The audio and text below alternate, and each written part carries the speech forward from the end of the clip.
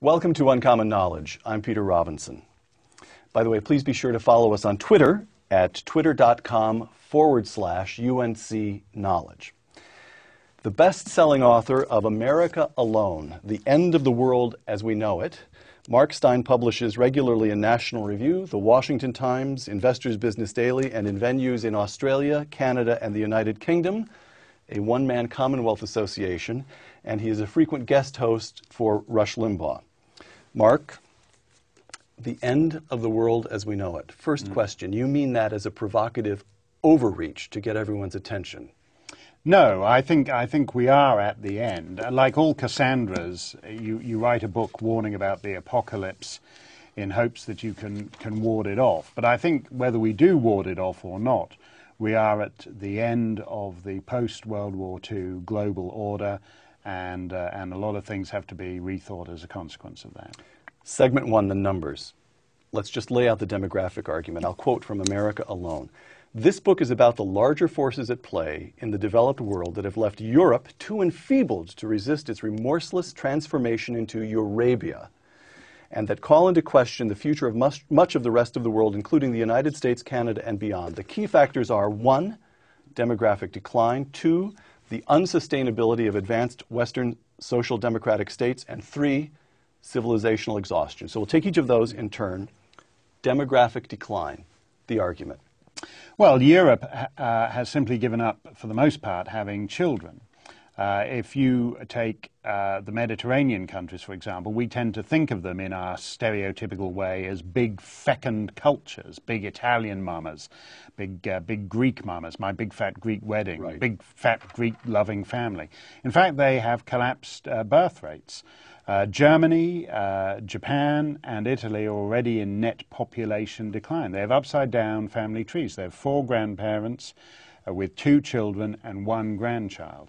That doesn't have to go on for a long time until you're in serious trouble and you reach a point beyond which you can't recover. And that's what a lot of European countries are at now. Now, some of them are just going out of business. If you look at Eastern Europe, some of the countries that were, until 20 years ago, part of the Soviet bloc, they gave up having children, and they're in population decline, and there's no successor population. What happened in Western Europe is slightly different. In effect, Western Europe imported a large Muslim population to be the children it couldn't be bothered having themselves.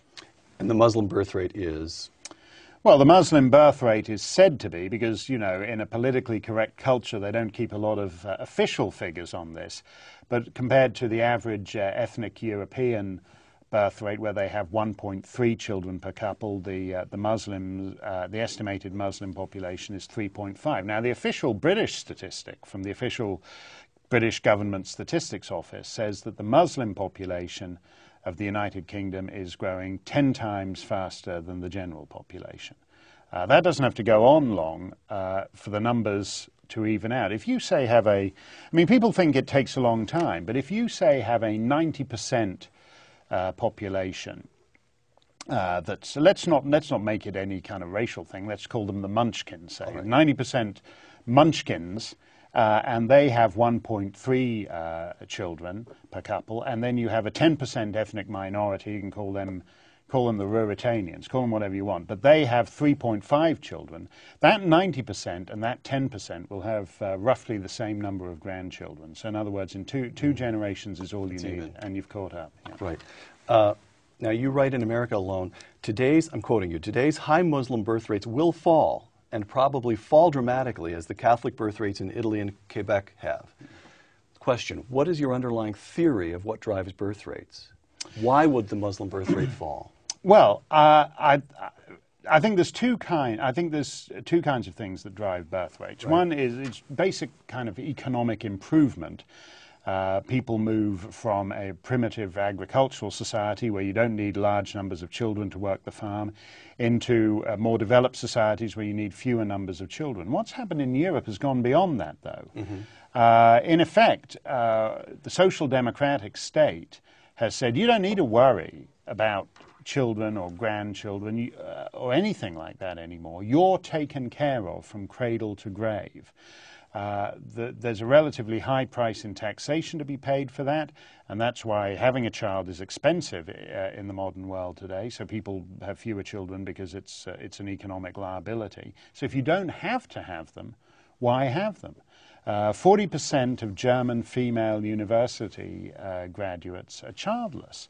We talk about the maternal instinct, but evidently it isn't that instinctive. Not if you're German, French or German or Spanish. So, give me. By the way, this business about the Muslim birth rate falling, I have the feeling in reading America Alone that you almost toss that to the opposition, because even that need not necessarily be the case. Well, as witness say in the Church of Latter-day Saints in Utah, Salt Lake City is a completely modern town, right? But it has the highest birth rate in the United States. Yes, that is to say, it's not necessary. No, and that's why the Mormons have spilled the banks of Utah, and why Mitt Romney can be running as a Mormon candidate for president from Massachusetts. They've outgrown the state in a basic sense. And I think you can see similar things in Britain. For example, Pakistani immigration went down for the first Pakistani birth rates went down for the first generation of Pakistani immigrants in the 1970s. Something very odd happened then in the 1980s and 90s, that it started creeping back up again. In other words, as soon as there was a big enough Pakistani population in northern England to be able to live in a kind of Pakistani culture, they resumed Pakistani-style fertility rates. So I accept, and I concede that point immediately, that certain Muslim birth rates are falling. But which ones are they? They're generally speaking the more moderate ones. The Tunisian fertility rate is a Western fertility rate.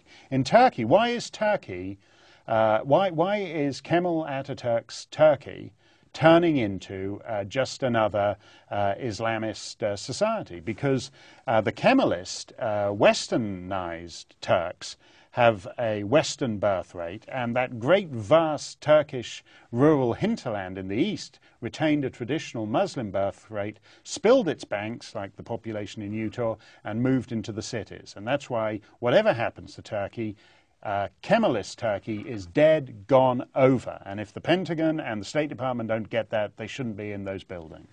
Segment 2, the unsustainable habits of the West, again from America Alone. Quote, "The European welfare state depends on economic growth and population growth. The former is now barely detectable, and the latter is already in reverse." Close quote. Explain why the welfare state in Europe depends on both economic and population growth. First your premise.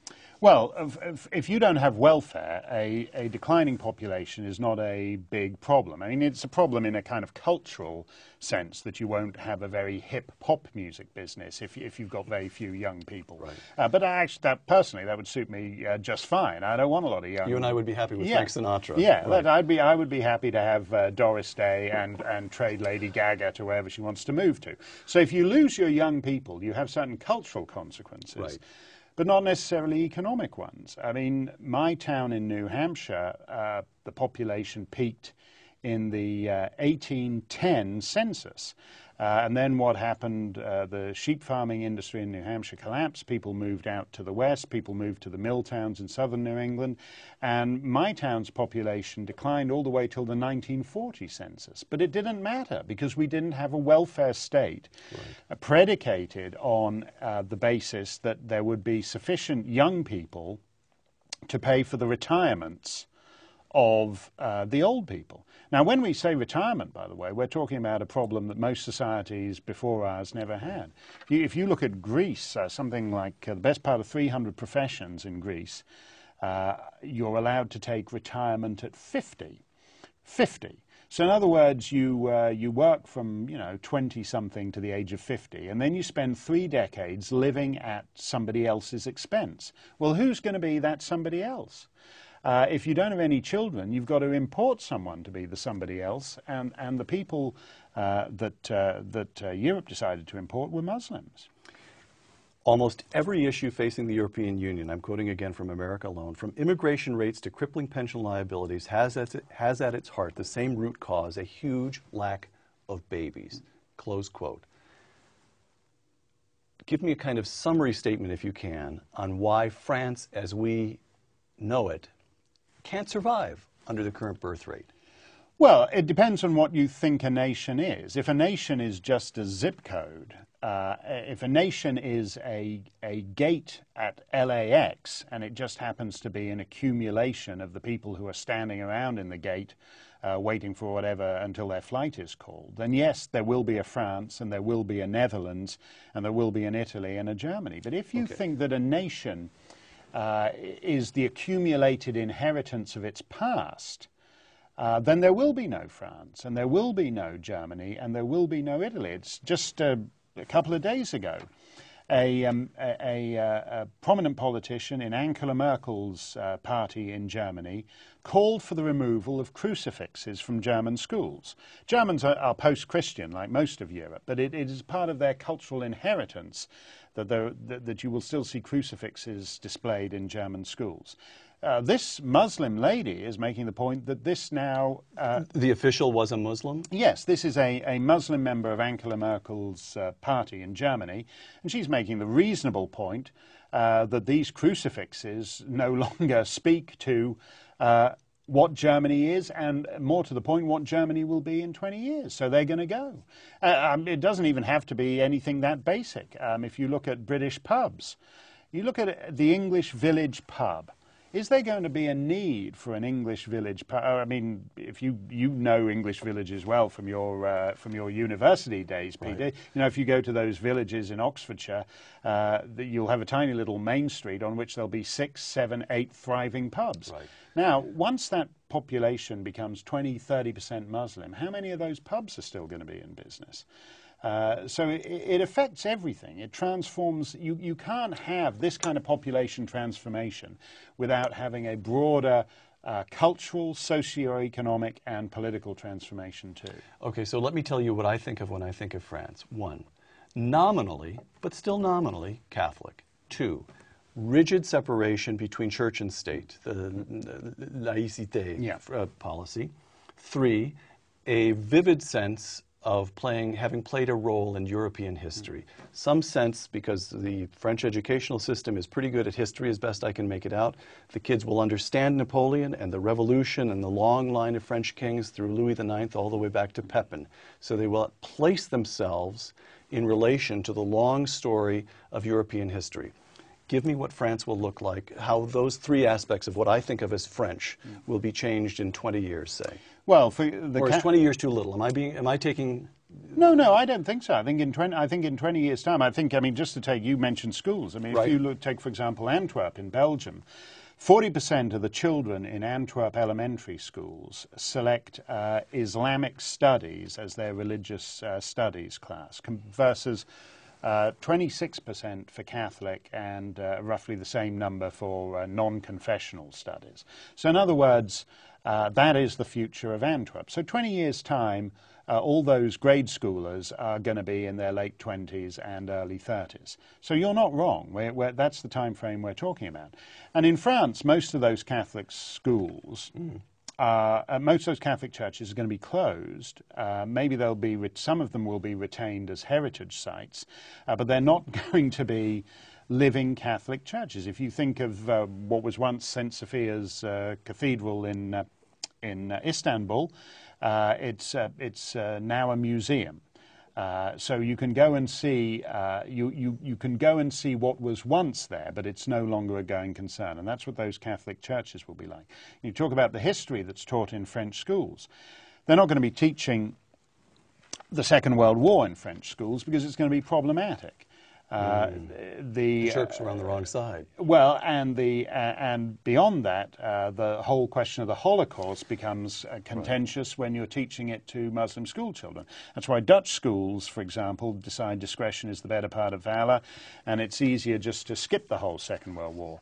British schools increasingly find it's easier to skip the Crusades. So when you have this kind of essentially population transformation, it changes not only the present and the future, but it even changes the past, because the past has to be retrospectively brought into line with some kind of new national narrative. Segment 3, civilizational exhaustion. Again, America alone. Quote, a suicide bomber may be a weak weapon, but not against a weak culture.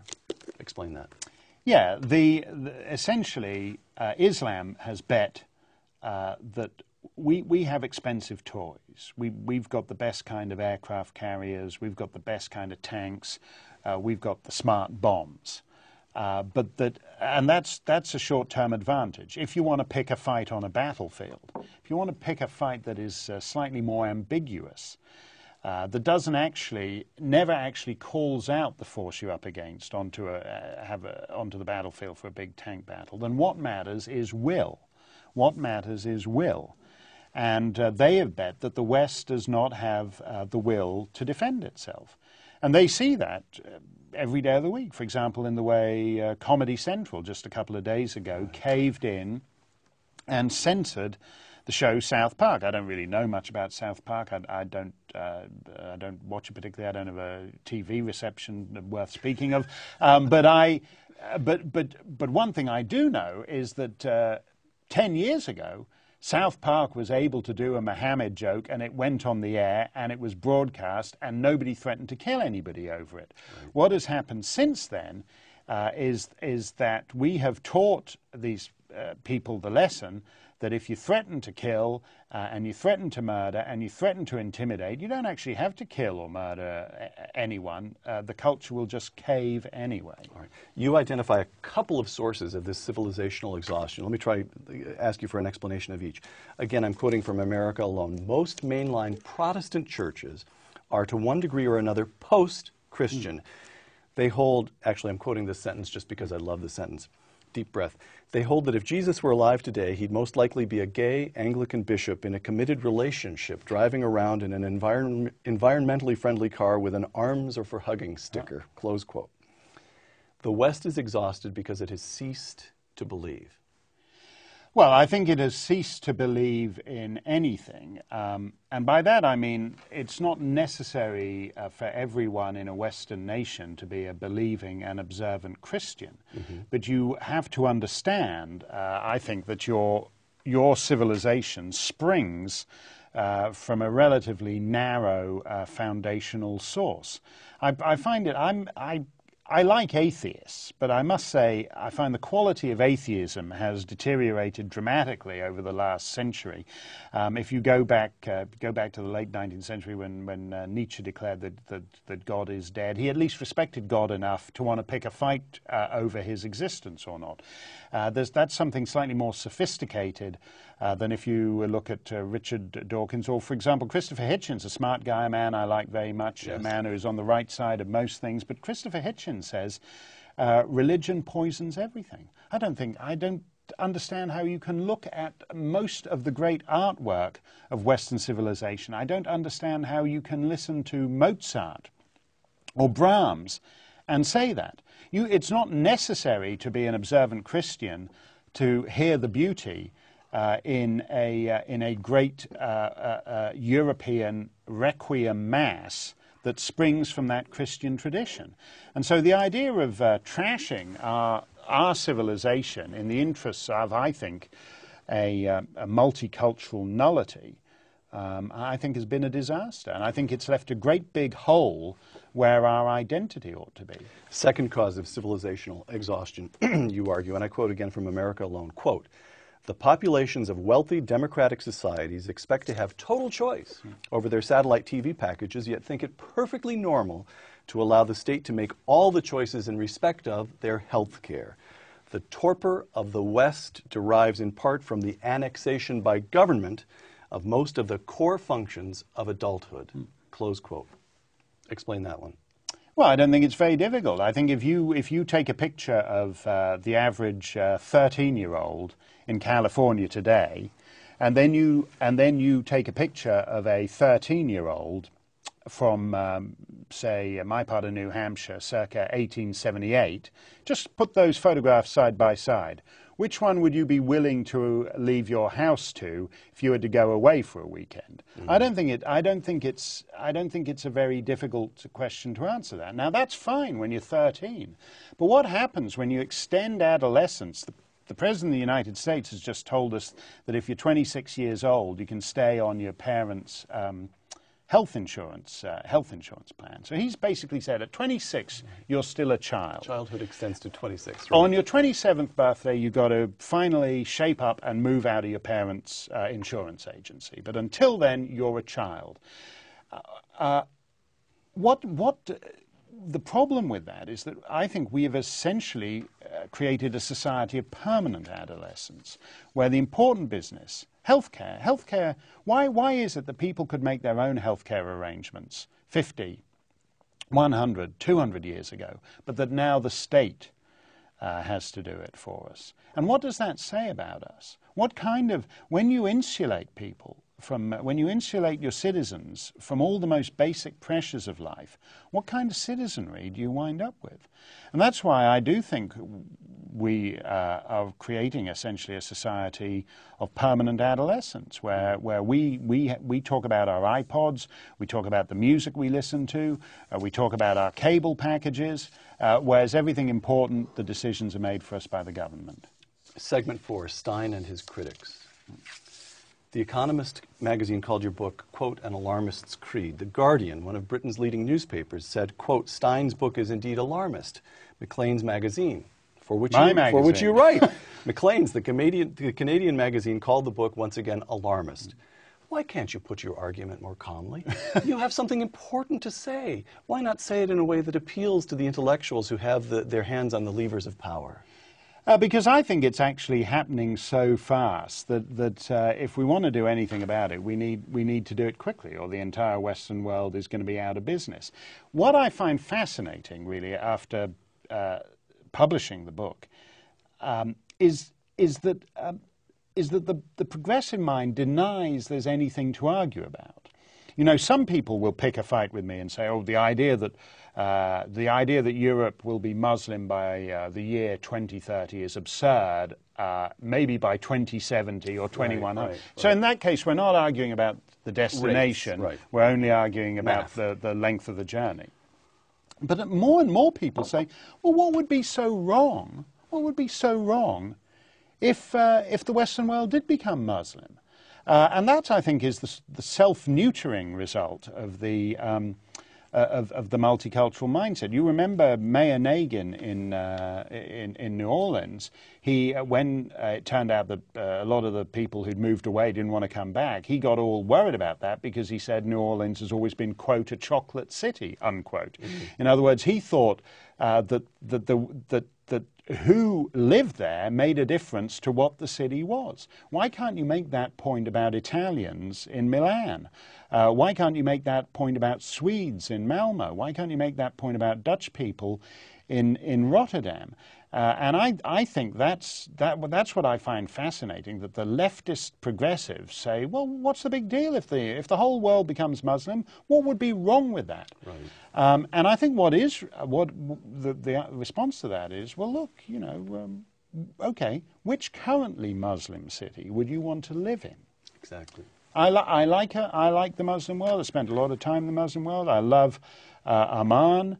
I love Cairo. I love visiting them. But would I want to raise a family in Cairo? Would I want to try and do business in Cairo? Would I want to try and exercise my right to free speech, even in Jordan, which is a supposedly moderate Muslim state? No. I'm very happy to visit them. But I'm very happy to come home to free, pluralist Western societies. All right, let's move on to a critic of yours who plays fair to the extent that he certainly doesn't want all of Europe to become radical Muslim and understands that something is at stake. Christopher Hitchens, quote, Steyn makes the same mistake as did the late Italian journalist Oriani Fallaci, considering European Muslim populations as one. Little binds a Somali to a Turk or an Iranian or an Algerian, and considerable friction exists among immigrant Muslim groups. Argument 1. Argument 2. Moreover, many Muslims actually have come to Europe for the advertised purposes, seeking asylum and to build a better life. Close quote. Calm down. Those 40% in Antwerp don't get along that well with each other in the first place, and some of them are there because it's Antwerp. They get to be less Muslim and more secular. Well, I think the way to look at that is, with respect to Christopher Hitchens, is I think that was true a couple of generations back. I think, for example, if you take a Pakistani immigrant to Scotland, that just happens to be an example, a real-life example I happen to know, 1950. Right. That Pakistani immigrant to Scotland would have had a broadly similar education to the guy in Scotland. So in other words, he's coming to a land that he has been raised, in a sense, to live in. He is coming to the imperial metropolis from the fringe. So he already comes semi-assimilated. Now you take a Pakistani immigrant who comes in the year 2010. He'll have been educated in a madrasa. He'll know Islam, but not much else. He's far more foreign in that sense to Scotland than he would have been 50 or 60 years ago. But also I think there is a difference. And this is where the numbers come into play, that was simply not possible to live in a Muslim world in inner city Scotland in 1950, whereas it is now. What you see in Malmö, Sweden, where Jews are fleeing, in the most progressive society in Europe, social democratic Scandinavia, Jews have concluded there's no future for them in Malmö, and they're getting the hell out of there. Why? Because it's a Muslim city, and in a sense, there are so many Muslims in Malmö that Sweden has assimilated with Islam rather than the other way around. So I think with respect to Christopher Hitchens, he profoundly overestimates Westernization. And Christopher should know this. There's a fascinating series of pictures that was published on the internet a couple of months ago, showing the female graduating class from Cairo University in 1958, 1979, and I think 2004. 1958, they're all bareheaded women. They look like young women, more or less not terribly different from young women you would have seen at the time in Western Europe or anywhere else. By 1979, half of them are covered. 2004, they're all covered. It's the arrogance, I think. It's the arrogance even of the left to assume that the societal pull is always in the direction of Westernization. In the Muslim world, that is not the case. It's gone backwards, and I think you can see evidence already that it's going backwards in northern England and other heavily Muslim parts of Europe. Segment 5, your title, America Alone. You sum up European disdain for the United States by quoting the British journalist Brian Reed, who writes that Americans are, quote, self-righteous, gun-toting, military-loving, sister-marrying, abortion-hating, gay-loathing, foreigner-despising, non-passport-owning rednecks. To which Mark Steyn replies... I think you left out the most colourful bit of that description, well, there's a bit that's... rather vivid mixturations. Yeah, who think that I think God gave them the biggest manhood in the world, I'm being discreet there, yes, so that they could urinate on the rest of the planet. It's something like that. To which Mark Steyn replies, if one were to formulate it less disapprovingly, Brian Reed's Anatomy of Americans equals, quoting you now, culturally confident, self-reliant, patriotic, procreative, religious, democratic, constitutional rednecks who believe in national sovereignty rather than ineffectual poseur multilateralism, close quote. What makes the United States different? Well, I think the United States is still different. I think it's clear that there's a big slab of the population here that is attracted to the idea of being like Europe. Europe has only been able to be like Europe the last 60 years because the United States has served as the guarantor of last resort. In effect, Germany doesn't need an army because the US Army lives in Germany, and so Germany has been free to spend its defense budget on socialized health care and all kinds of other things. In effect, US taxpayers pay for the German health care system. In 2010, this year, we still have 50,000 troops. 60-some years after the end of the Second World War, we still have 50,000 troops in Germany. Right, which is ridiculous, and any time anybody talks about withdrawing them, as Secretary Rumsfeld does, the argument now that was advanced at the time is that the closure of those bases would be devastating for surrounding German supermarkets and restaurants. Right. So that is why the United States taxpayer pays to keep this vast army in Germany, is because otherwise those supermarkets and restaurants would go out of business. So if America goes down the European path, who is going to be the sugar daddy for America in the way that America served as the sugar daddy for Europe?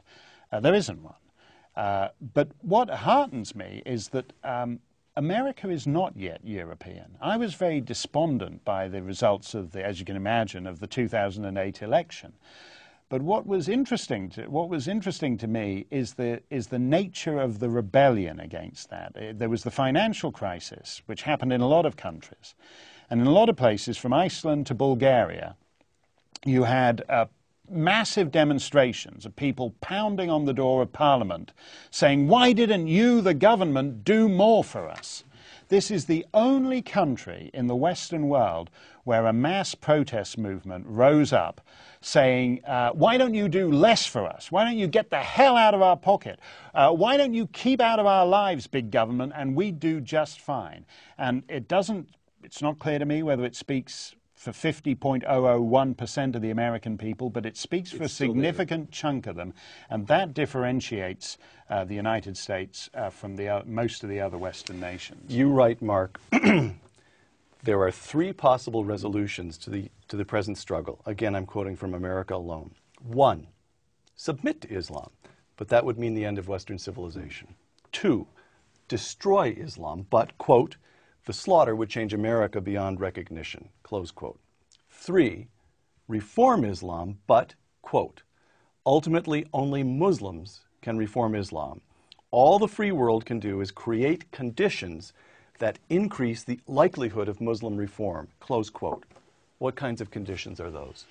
Well, I think historically, Islam has only been moderated by the overarching society. I mean, to an extent, the British Raj moderated Islam in India. It had problems with Wahhabist violence in the 19th century. They assassinated a viceroy and a chief justice in imperial India. But generally speaking, you know, the British Raj did have a moderating impact. The Indonesian dictatorship had a moderating impact on radical Islam.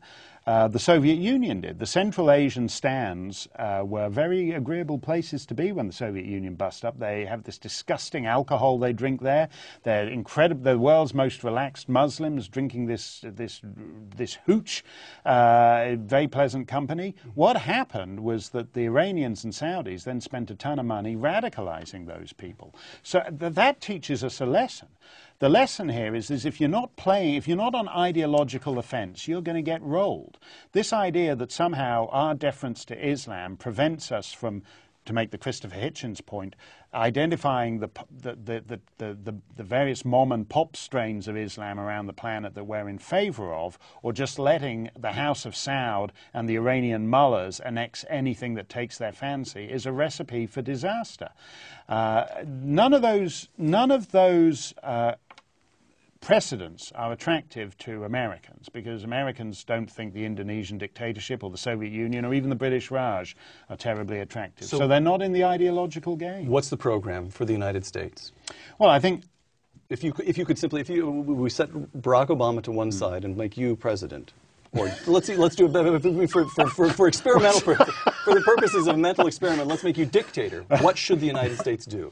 Well, for a start, I would end ideological subversion of the United States and the Western world. I don't think you tell the Saudis you stop supporting exporting Wahhabism.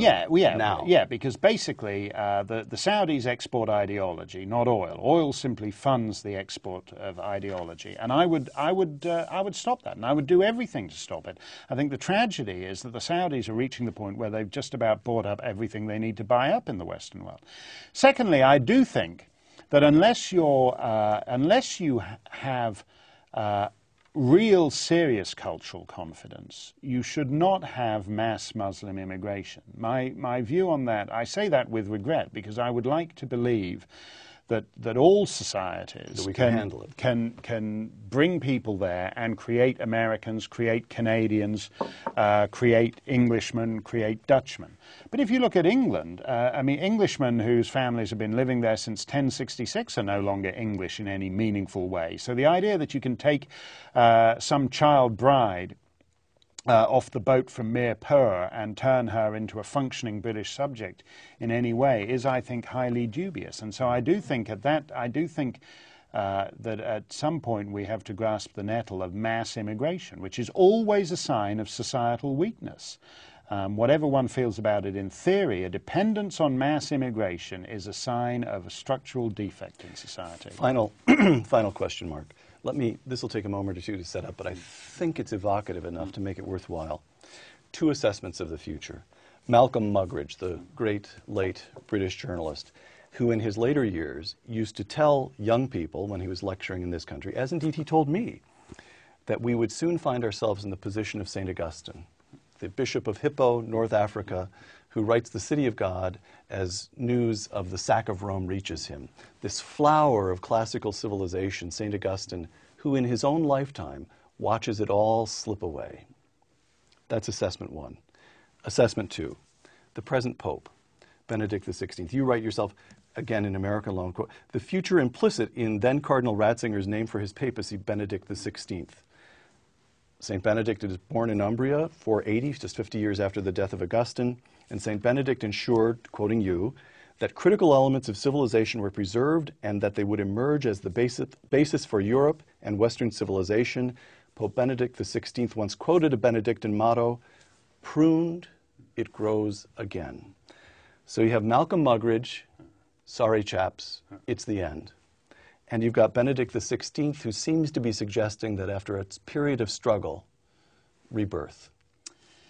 I think it was easier in the original Benedict's day. I am worried that we are essentially delivering Western technology which can peer into every nook and cranny of our lives. And we are creating transnational institutions that will end up being run by profoundly illiberal sources. If you look at the biggest voting bloc at the United Nations, for example, it's the Organization of the Islamic Conference. That's an interesting name. If it was what would the left make if there was a group of nations called the Organization of the Christian Conference? Right. They'd be hopping mad about it. Right. But they're not about the Organization of the Islamic Conference. 58 nations who make the running, especially in things like the Human Rights Council at the UN.